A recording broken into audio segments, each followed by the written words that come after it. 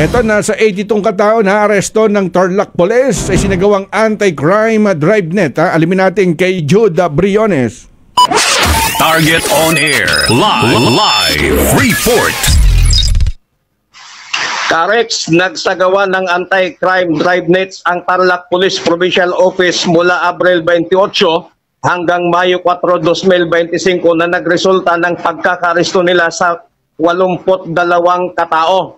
Ayon kay Police Colonel Miguel Guzman, Provincial Director ng Tarlac Police Provincial Office, ng 82 katao na kanilang mga naaresto ay 28 ang most wanted person, 34 katao ang naaresto sa illegal gambling, isa ang naaresto sa pag-implementa ng search warrant, 7 ang naaresto sa kampanya laban sa mga lost firearms, isa ang naaresto sa police response at 18 ang naaresto laban sa illegal na droga na umabot sa 55,308.68 pesos ang halaga ng illegal na droga na kanilang nakumpiska.